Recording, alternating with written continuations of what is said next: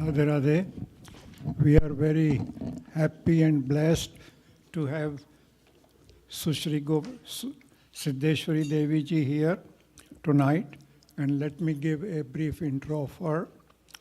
Siddheshvari Devi Ji, who we lovingly call Didi Ji, is a very senior sannyasi preacher of our worldwide organization, Jagadguru Kripalu Parishat. Didi Ji was born in India but was raised mostly in Canada, and she graduated from York University in Toronto with an honors degree in language and linguistics. She learned the philosophy of Raganuga Bhakti and knowledge of all our Hindu scriptures under the direct guidance of our Supreme Acharya, Jagadguru Sri Kripalu Ji Maharaj. And she took sannyas to become a preacher in the year 1985.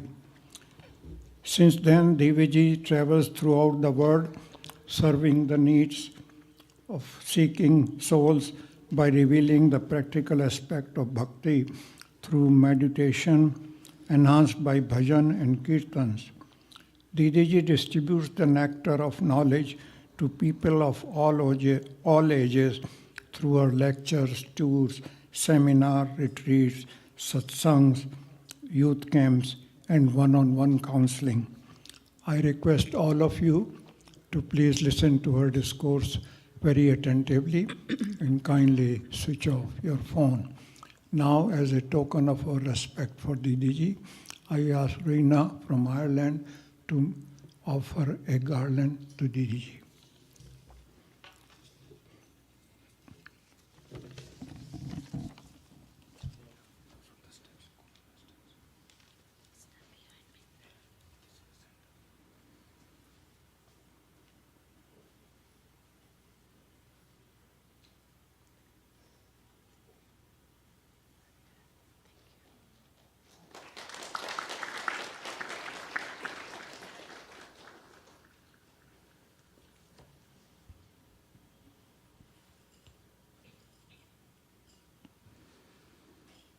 बोलिए लाडली लाल की जय, श्रीमद् सद्गुरु सरकार की जय।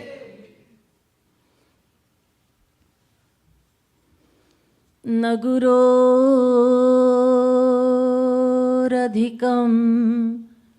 तत्त्वं न गुरोरधिकं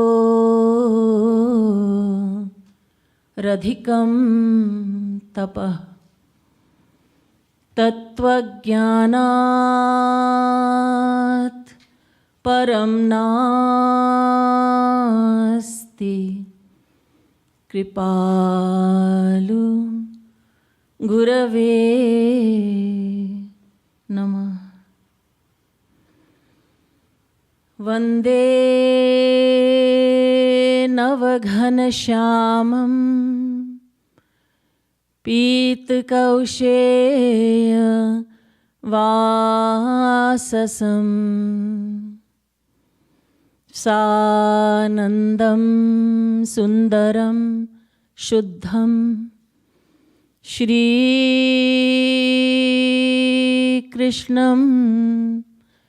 प्रकृतेः परम्। वन्दे बरसाना नंदा रंगीली महल वासिनी राधिका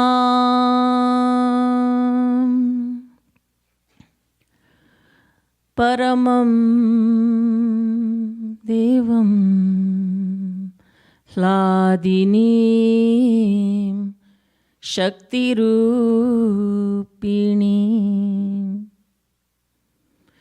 ह्लादिनीं परमां शुद्धां ह्लादिनीं शक्तिरूपिणीं नमः कमलना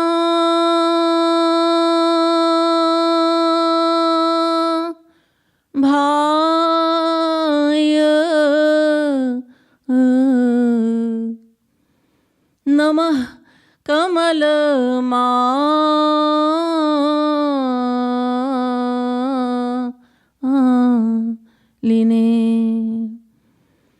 नमः कमल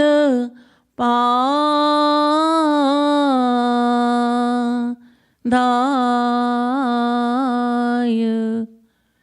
नमस्ते कमलेक्षण यो ब्रह्माणं विदधाति पूर्वं यो वै वेदांश्च प्रहिणोति तस्मै तग्वंह देवमात्मबुद्धिप्रकाशं मुमुक्षुर्वै शरणमहं प्रपद्ये।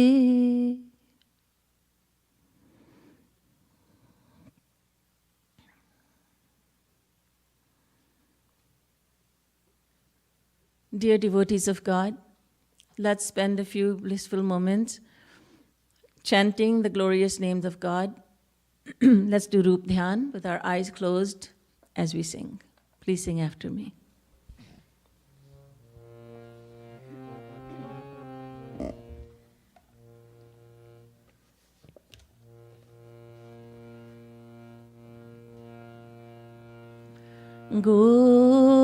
Gopi jan vallabh sham Radhe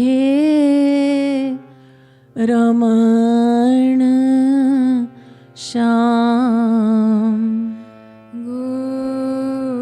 Gopi jan vallabh sham Radhe Raman sham Gopi jan vallabh sham Radhe Raman sham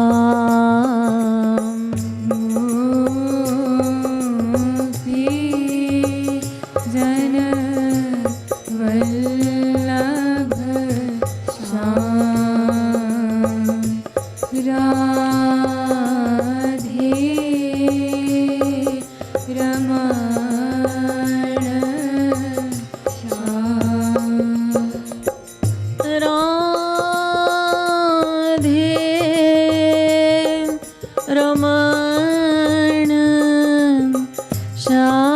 Raman sham Radhe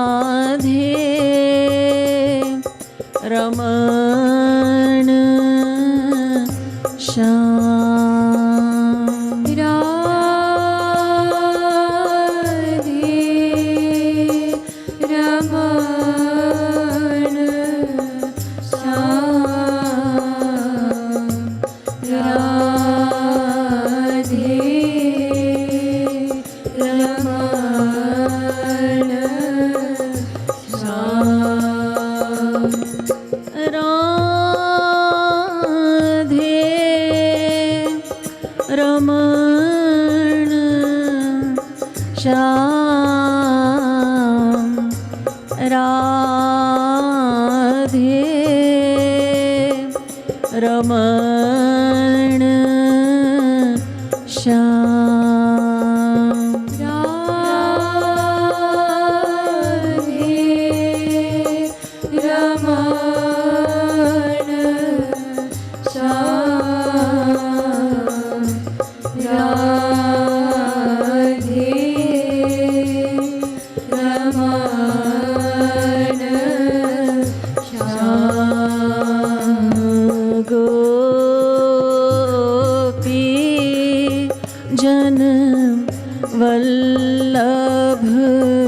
sham Radhe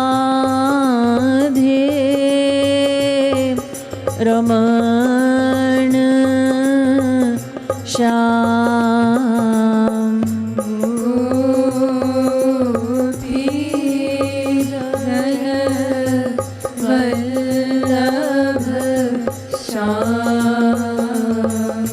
Radhe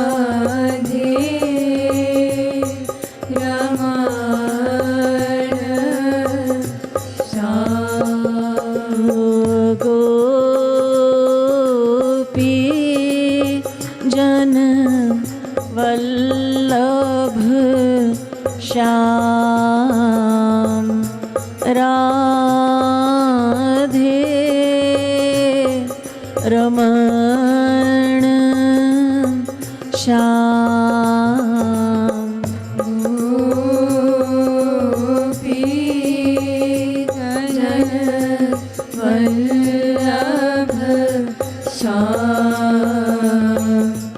Radhe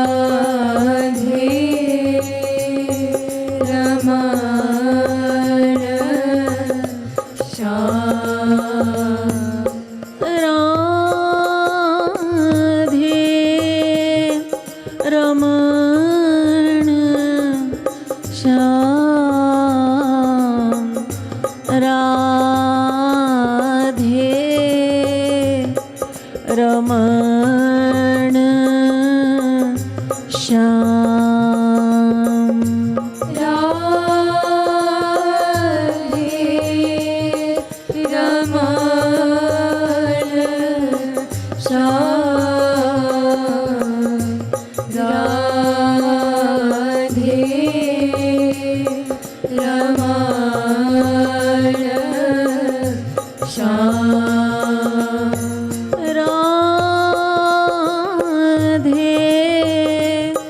Raman Shyam Radhe Raman Shyam Radhe Raman Shyam Radhe Raman Shyam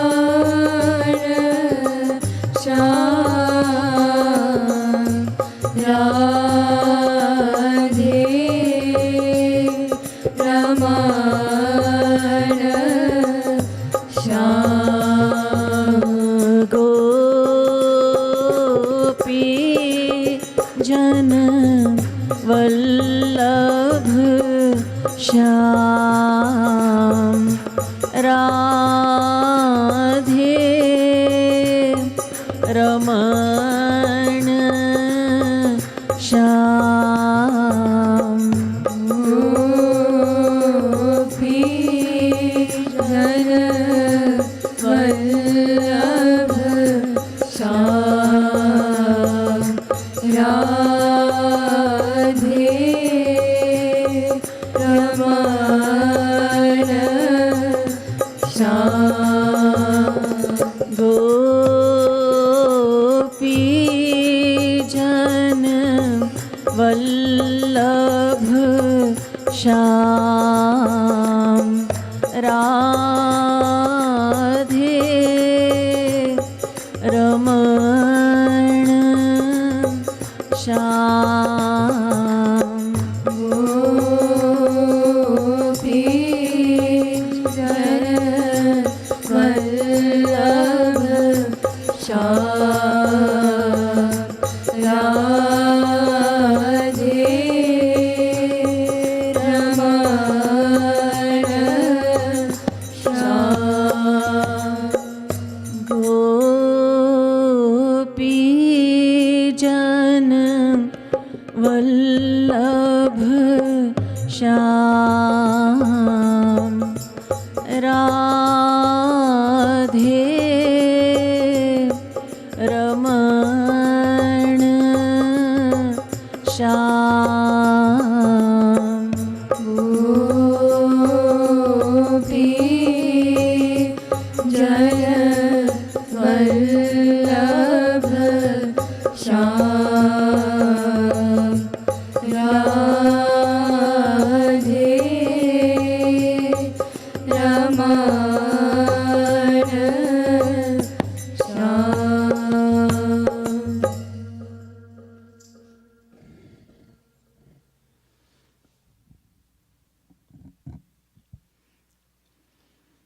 Devotional listeners, now I humbly request your full attention as I take up the topic of relationship tips from Hindu scriptures. Every serious practitioner of devotion knows that our one and only true relationship is with Sri Krishna. It is with God alone.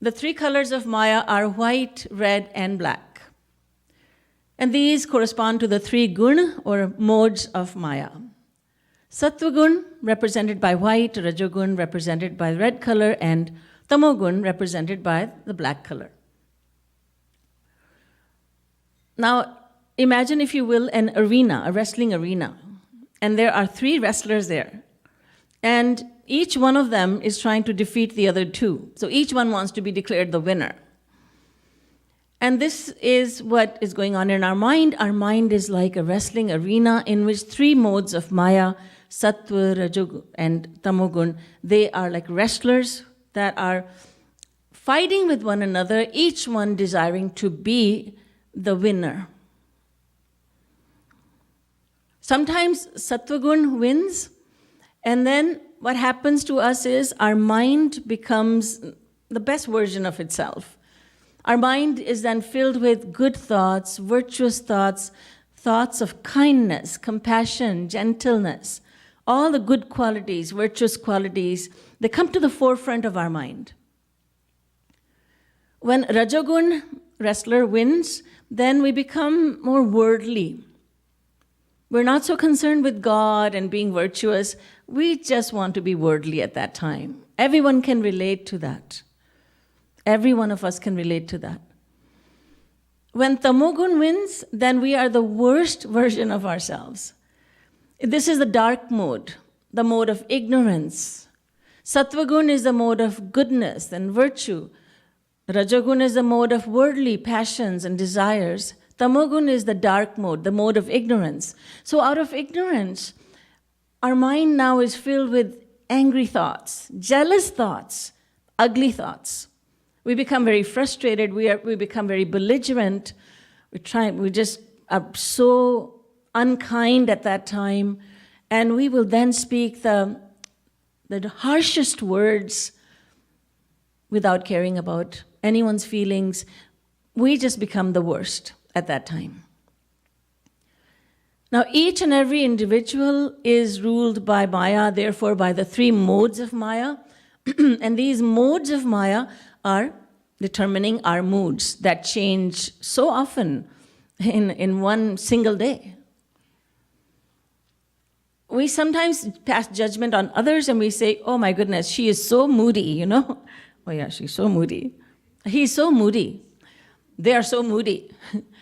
But we are all moody. We go into different moods, so we are moody. Sometimes we're in the sattvic mood, sometimes rajas mood, sometimes tamas mood, tamoguni mood. And when everybody is going through the same situation, everyone is being played by the three modes of Maya, and no one knows which mode will be the predominant one for how long and at what time, then how is it possible for us to get along with each other? How is it possible? Shri Maharaj used to say, when people are getting together, but getting along together, that is an amazement. Don't be surprised that they're not getting along. When they're getting along with each other, that is surprising. Just like Shri Maharaj told me once, he said, don't feel badly, don't be surprised when people don't come to your lectures or satsangs. Be surprised when they do come. Because this is Kali Yuga. And so be surprised when people do get along, because of this challenge that each and every one of us has. Now, we may think, okay, if two people are predominantly ruled by the same mode, then they should be able to get along. Even then, it's very difficult. One is, there could be sister and brother, there could be husband and wife, there could be any two people, and they're living together, and both of them are feeling sattvic. Both of them say, let's go to Guruji's ashram. Let's go to Radha Madhav Dham. Let's go for 2 weeks. Yes, let's go for 2 weeks. But one of them is not feeling so sattvic, not as sattvic as the other. So one of them is feeling 60% sattvic. So one of them says to the other, it's been a week, it's enough, Rath Yatra is finished, let's go. Let's go. The other says, no, what's the hurry? We have nothing to do at home. Let's just stick around. Let's just Stay over here. It's so beautiful. Sri Maharaj used to say, why are you in such a hurry to go back to your hell? That's exactly what Maharaj would say. अपने नरक में जाने की बहुत व्याकुलता हो रही है. So even though they are both feeling sattvic, one of them is feeling 60% sattvic, the other is feeling 90% sattvic. So again, there's a tussle. There's arguments, there are fights, there are quarrels. So we shouldn't be surprised why we have problems and why we have challenges in our interpersonal relationships. It's natural. But now we must find a solution. How can we make it better? How can we find it easier? What can we do to make it easier on ourselves and for our family members? And how can we get along better? This is where the scriptures come in. They say, we'll tell you. Follow these principles and it'll be so much easier. Handling relationships will be so much easier. And first of all, let's go to Gauranga Mahaprabhu, who graced this earth some 500 years ago. Mahaprabhuji's words are scriptures by themselves.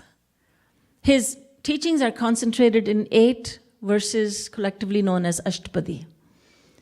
And these words are very familiar to you. Trinadapi sunichena tarorapi sahishnuna amanina manadena kirtaniya sada hari. Mahaprabhuji talks about 3 things: humility, forbearance or tolerance, and giving respect to others. And these are going to help us so much in handling our worldly relationships. Humility. Humility is a trait which is extremely dear to God. Ishwarasya pabhimana dveshitvat dainya priyatvat cha Narad Bhakti Darshan. Naradji says God loves humility and God hates pride, the opposite of humility. And we all love humility. Even though we may not be humble, but we love humility. We gravitate towards those who are very humble. Because we all have love for all of God's qualities. Because we belong to God. So we have a natural love for everything about God. So godly qualities attract us greatly. But we all love honesty. You might say, well, what about the chronic liar? He's telling lies all the time. Does he love honesty? I think not. No, he does. Try lying to him, see if he likes it. He doesn't like it because he is a child of God and he loves all of godly qualities. He loves honesty and truthfulness. Ask a thief, how would you like it if someone were to steal from you? I wouldn't like it. Although he's stealing from others, he does not want others to steal from him. We all love virtuous qualities. They are godly qualities. Humility is very dear to all of us. And sometimes we take it as a sign of weakness. Am I going to be humble? No, I'm not going to be weak. Humility is a sign of inner strength. It is not a sign of weakness. It's a sign of intelligence. It is a sign that you are learned, that it's a sign of being learned, not a sign of ignorance. We are so attracted by the great ones who have shown so much humility. So in our interpersonal relationships, we should be humble enough to avoid arguments. We should not be seeking arguments. We should not be going into arguments. Or there's a reason to get into an argument, let me jump in. Sri Maharaj told us, myself and 9 of my other brothers and sisters, before we set out for preaching, Sri Maharaj said, don't argue with anyone.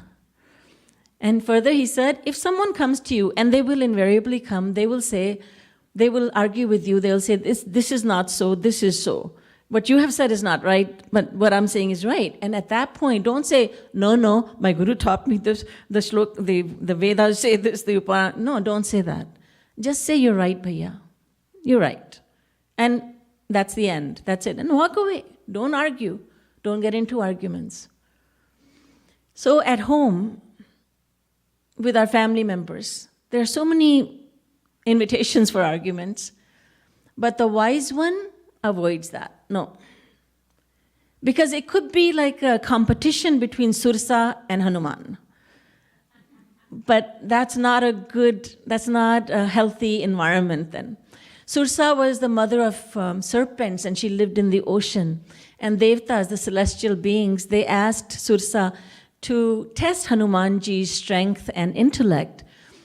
And Hanumanji was on a mission to search for Mother Sita, and he was flying above the ocean, and Sursa made her size very, very large. She opened her mouth wide and she said, "Oh, monkey, you are supposed to be my dinner, so enter my mouth."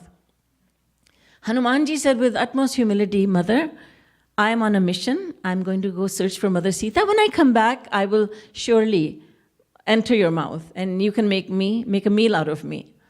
Sursa said, "I'm not letting you go." And so she opened her mouth wide, and Hanumanji said, "Okay, I can do this too." Hanumanji has powers, divine powers. He's God himself. So he made his body twice the size of Sursa's mouth. And Sursa said, "I have powers too." So she made her mouth twice the size of Hanumanji's size. And this went on for some time. And when Sursa's mouth opened very, very wide, then Hanumanji became very small. He entered into Sursa's mouth, came out, and Devtas showered flowers upon him, said, "Oh, how intelligent he is. How intelligent he is." Sursa also praised him. So if we argue with one another, trying to prove our point, then there is no peace at home. There's no peace in that relationship. Why should we want to argue and prove ourselves right? What purpose does it serve? We need to ask ourselves. And as I was saying earlier, humility is something that attracts us greatly. We talk about those who are humble. We adore those who are humble. We tell stories of those who are humble. Socrates was such a person. He was a philosopher. He was a great thinker, and he was a very humble man. One day he was sitting outside his house with one of his friends on a cot, and his wife came out and tried to fight with Socrates. Socrates did not take the bait. He did not say anything. His wife became more enraged, and she spoke even harsher words to him, but he just did not argue with her. So she went inside the house, and Socrates' friend said, "Are you a man or a mouse? Your wife said so much to you and you said nothing?" Socrates was so wise. He said, "You don't know. This is a personal thing between husband and wife. Fact is, if I tell you a secret, keep it a secret. Fact is that when she's in a very loving mood, when she's overwhelmed with love for me, she starts shouting at me. That's something that I know about. You have no way of knowing. So that's what's going on here." And his friend just shook his head. "I don't think so." Just then, Socrates' wife came out with a bucket of water, and she was so angry that he's not picking a fight, he's not saying anything. She dumped the water on him. If you take it on a positive note, you could say she was doing his abhishek. So respectful. So she dumped the entire contents of the bucket onto her husband's head, and then she went inside. And the friend said, "I can't believe this. This is terrible." Socrates said, No, it is as it should be. It is as it should be." "What do you mean it is as it should be?" Socrates said, "Have you never noticed in nature? First it thunders, then it showers." So she spoke to me in a thunderous voice, and then that was incomplete. There had to be a shower, and now there's a shower. There's rain now, after the thunder. That is intelligence. That is humility. Sant Usman, he was a saint who was walking down the street, and along with some of his followers, and all of a sudden, someone threw ashes on the saint's head. the disciples were enraged and they wanted to find out, they were just about to set off to find out who had done this. But then they looked at their guru and his demeanor was so different from theirs. He had tears in his eyes and he was saying to God, "Oh my Lord, you're so merciful. I'm such a sinner that I deserve to have hot, burning coals thrown on my head because I love the world so much and I don't love you at all. I'm such a sinner, but you are so merciful that you only had someone throw ashes, cold ashes on me."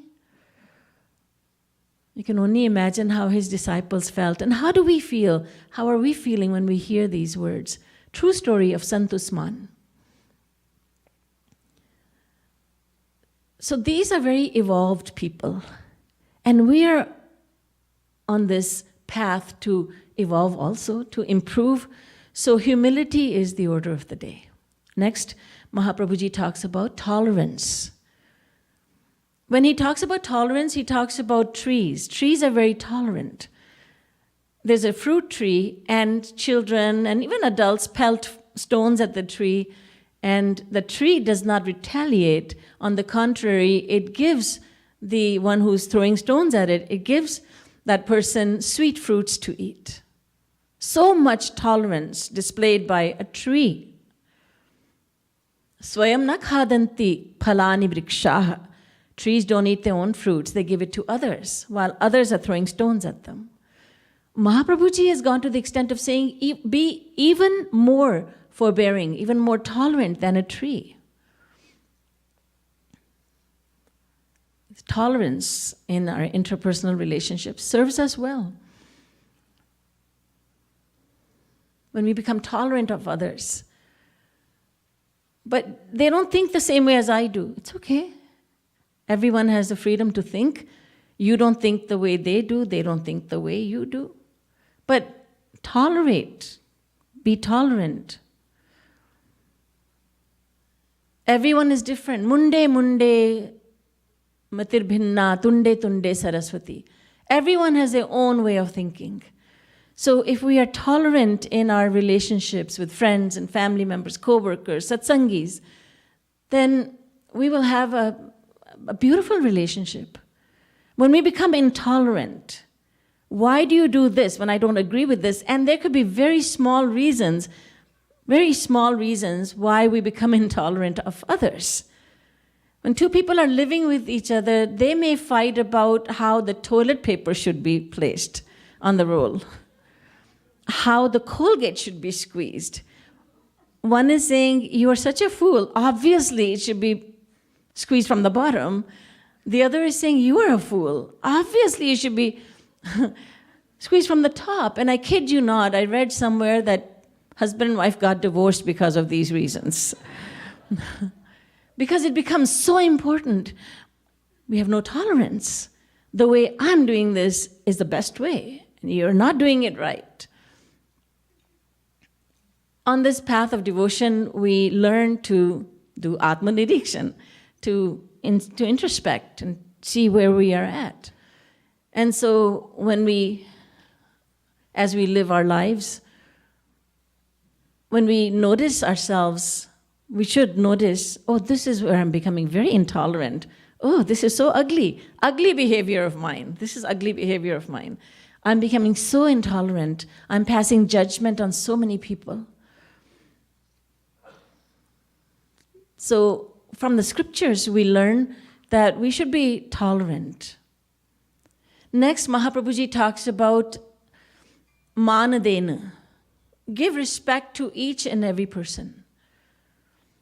Sabka samman karo, Govind Radhe, sabke hain ur baithe, Krishna bata de.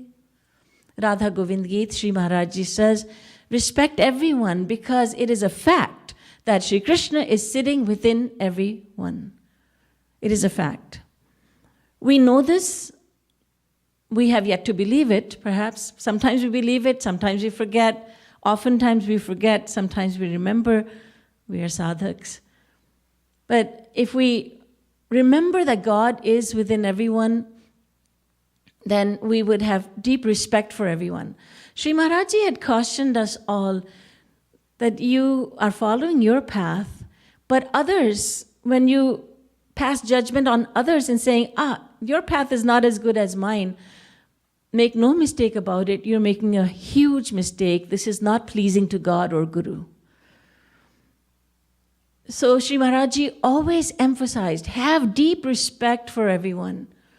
When he would speak to a person who had torn clothing, Sri Maharaj Ji would look at the person in the eye and he would make the person feel that they're on an equal footing. It was a wonder to behold. It was a beautiful thing to behold every time. When Maharaj Ji would speak to a child, he would give proper respect to that child. He would listen to even a child. Children gravitated towards him. Everybody gravitated towards him because his level was so high that we could not even see that level. It's so high. And we are so low. Yet our beloved master did not ever make us feel that we were on such a low level. He would always gave so much respect. Every little good quality we had, Maharaj Ji magnified it and said, wow, you're so good. And every fault we had, huge faults, Maharaj Ji minimized them. No, sab theek ho jayega. Everything will be fine. Just work on it a little bit. So much respect. Someone came up to me and he said, I would like to speak to you. And I said, all right, go ahead. And he started talking against his wife. She's such a lazy bones and she doesn't do anything and she's not teaching the children. And I said, excuse me, hold on. That is not true. I know she's a hard worker. And for you, as a husband, to talk against your wife, you're doing a bad thing. To even think against her, what kind of marriage is it when you cannot respect your own spouse? That's a dead relationship. When there's no respect for the spouse or for the child or for the parent, there is no respect, there is no relationship. Deep respect for everyone is a wonderful thing because everyone has God in them and that respect must be given to everyone. Shri Krishna says, another thing we can learn from, Shri Krishna says in the Bhagavad Gita, do your duty. Do your duty, but do not be attached to the fruits of that duty, that actions you have performed. Karmanyeva adhikaraste ma phaleshu kadachana. Shri Krishna says, just do your duty. Draupadi asked Yudhishthir, you are so virtuous, filled with virtuous qualities, but you are wandering in the forest, living such a hard life. And on the other hand, there is Duryodhan. He is so evil, yet he is running a kingdom. Yudhishthir said, Draupadi, I give charity because it's my duty. I do yajnas, it is my duty. Because it is my duty. I worship God because it is my duty. I don't expect anything in return.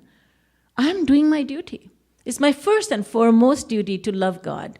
So I worship God, I love God, I adore God. Not because I want something out of it. If I am virtuous, it is because it is my duty. I'm doing my duty. So we learn from this that we should do our duty without expecting anything in return. When we have expectations, we suffer greatly. There are so many people who say, I did so much for fill in the blanks. My relatives back home in India, I brought 50 of them to America. Well, good for you, that's good. Wonderful, you did good. Maybe that was your duty, maybe you just wanted to do that because you were kind-hearted.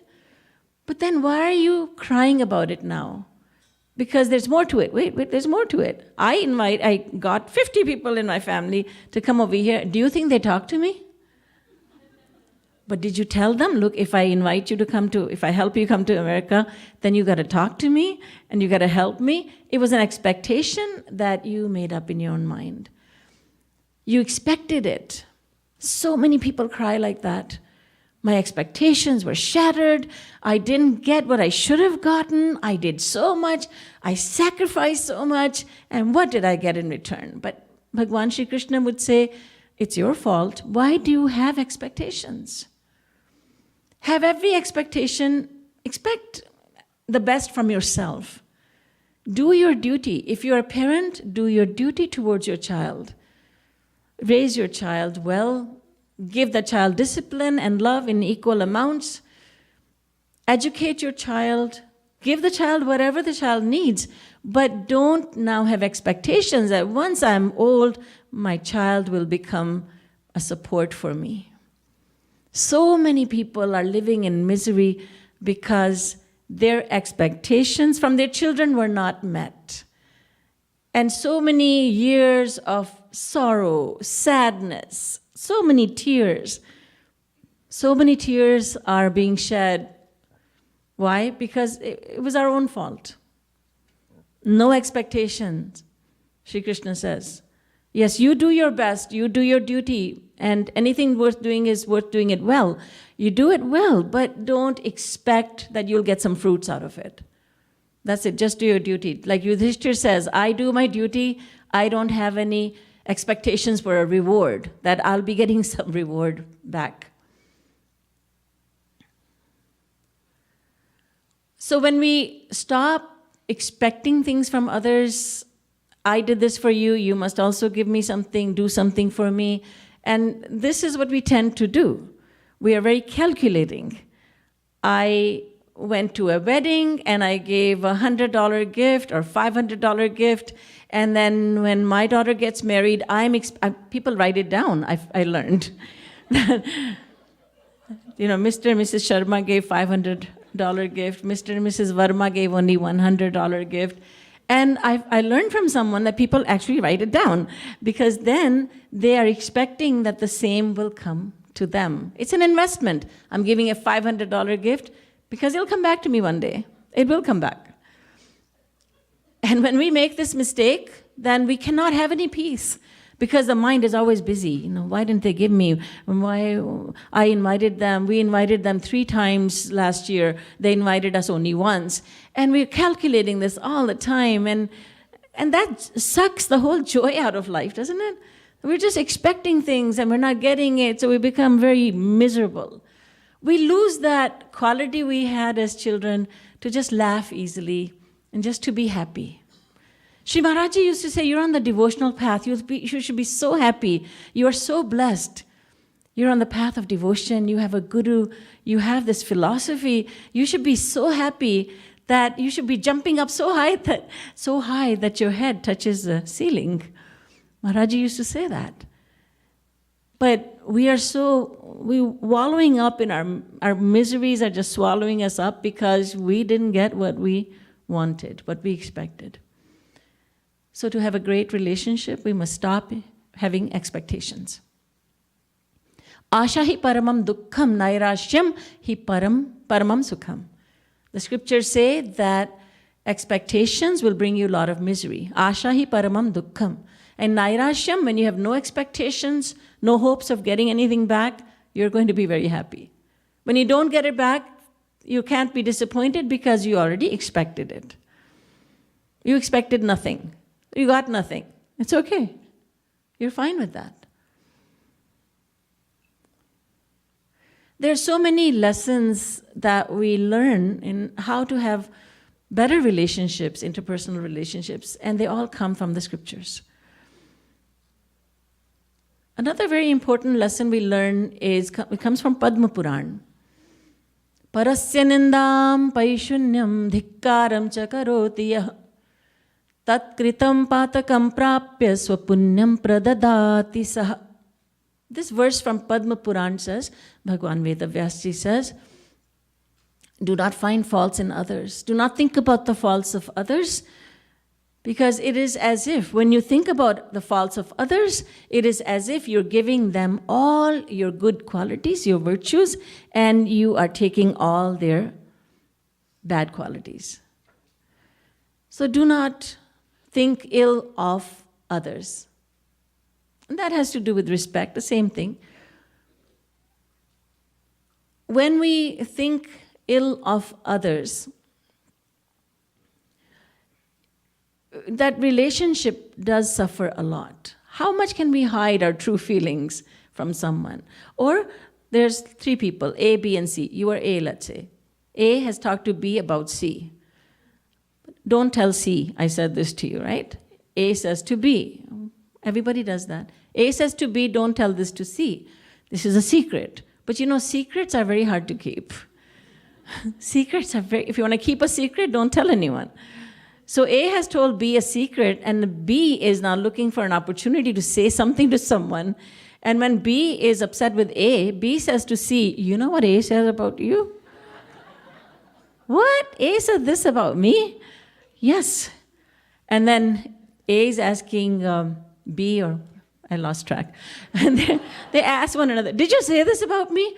And then, you know, how does any one of us feel when we are put on the spot? And we tell a lie. What? No, I would never say that about you. You know she's a liar. Don't believe her. It just can't be hidden. When we talk about others, we think ill of others, it shows up. Relationships get very messed up. And you know, once that mess up happens, it's very hard to clean it up. Very difficult. So why not just keep it clean from the beginning? Yes, it's very interesting to talk about others, absolutely interesting. But the end result is very damaging indeed. Gossip is, and I always laugh about this, gossip is called juicy gossip. Juicy is very interesting, juicy, like a juicy fruit. Gossip is very juicy. But we must resist the urge to gossip and not to find faults with others. Again, because Shri Krishna is sitting within everyone, and we are giving our judgment. What kind of judge am I that I should be judging another? I should be judging myself, not judging others. And we must always give the others benefit of the doubt. I read a story once, it stuck with me. It's from the last century. There was a family living on a farm, a very simple life, and very hardworking people. So the mother said to, everybody had their chores, the mother said to her son, one of your chores is going to be that you are going to close the stable doors at night. So the animals are protected and they don't go out, wandering out. And the son was a very obedient boy. He said, yes, Mom, I will do that. Mother, I will do that. So the following day, in the morning, the mother got up and she looked at the stable doors wide open. She said to her son, did you forget? He said, no, I closed them. She said, are you telling me a lie? Mother, I will not lie to you. And she said, okay, well, I'll give him another chance. Well, be more careful. And the following morning, again, the stable doors were wide open. And she said, this is too much. But he said, I promise you, Mother, I'm not lying to you. I did close the stable doors. So then she thought, let me just see what happens at night. Does he close them at night, and how do they open in the morning? So she noticed that he closed them, and then he went to sleep. And she tried not to go to sleep to see what happens. And in the middle of the night, she saw that she wasn't sleeping, and she heard a noise. She saw that he got up. She called out to him. He didn't respond. And it became clear to her that her son was sleepwalking. And he went outside the house, went to the stable doors, opened them, came back and went to bed again. And then it became clear that he was not telling a lie, he was actually telling the truth. So she thought, I should have given him benefit of the doubt. So in the same way, we should give others benefit of the doubt, just as we want others to give us benefit of the doubt. And another thing is we should listen very carefully. Listening is an art, won't you agree? Do you agree? Listening is an art at which many of us are not very proficient. We are more proficient in talking, not so proficient in listening. As we are listening to the other person, we have made up our mind, this person is saying this. For instance, how are you doing? Right? A very simple question, how are you doing? The other person says, I'm not well at all. My doctor's given me 6 months to live. We have made up our mind that he's going to say, I'm doing well. So we say, oh, well, that's good. What's good about that? Well, I'm just expecting that you'll say you're doing well. I'm not expecting that you will say you're not doing well, because we have this judgment going on. This person is going to say this. And then we are taken aback when the person says, I didn't say that. What I said was this. So that judgment part, the part of the brain that judges all the time, that has to be calmed down. Stay still. Let me not judge. Let me just listen without any prejudice. Let me just listen. Listening is such an art. And that's why God gave us 2 ears and 1 mouth, so we can listen to more and talk less. Listen with the 2 ears and speaking just with 1 mouth. And I have found in my own life, and I've seen in others, and perhaps you have also, that a lot of times just listening will do the trick. Just listening and empathizing will just do the trick. It brings about a beauty in a relationship, that you're listening to me. You're actually listening to me. You're not just judging me. And all these points, and there's just a few that I've touched upon, all these come from the scriptures. And that's very important to realize, that all of these pointers come from the scriptures. They don't come from books that are written by well-intentioned people, those self-help books.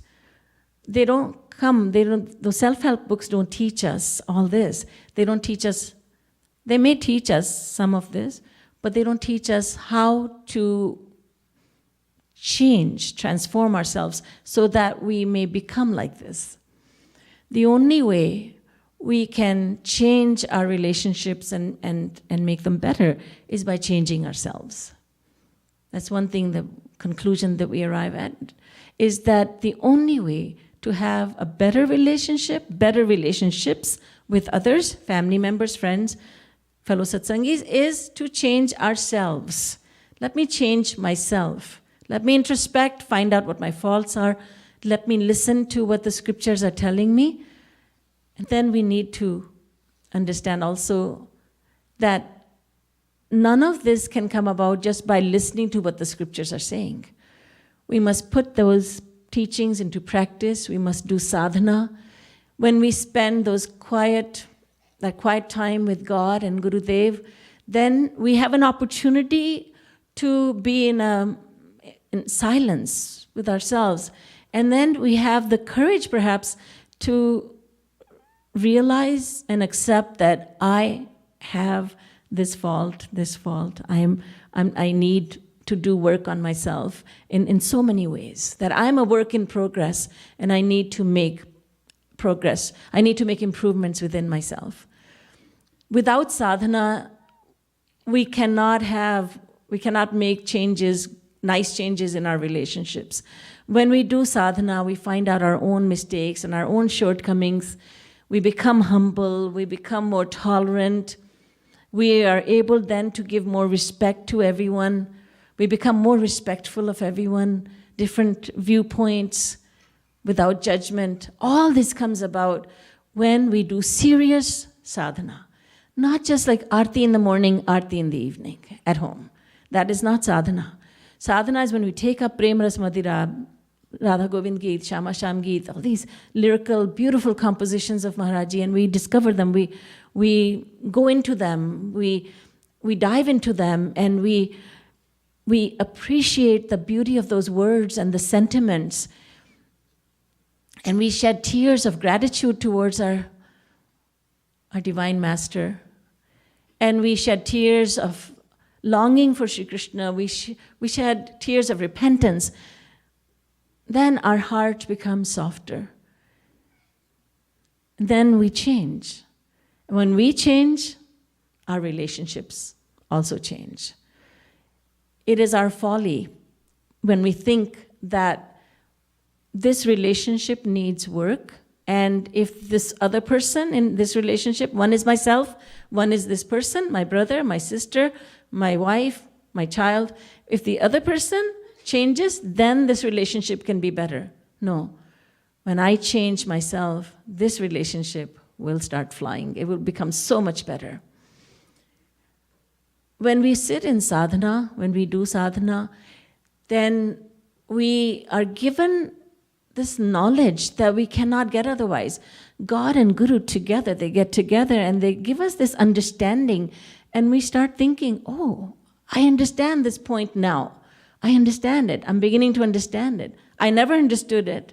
Now I'm understanding it. And our heart becomes softer with the flow of tears, and then our relationship with God and Guru improves, and our interpersonal relationships in the world also improve greatly. Boliye Srimad Sadguru Sarkar ki jai. Boliye Maharani Radha Rani ki jai. Jagadguru Shri Kripalu Ji Maharaj ki jai. Jai Jai Shri Radhe. Jai Jai Shri Radhe. Jai Jai Shri Radhe.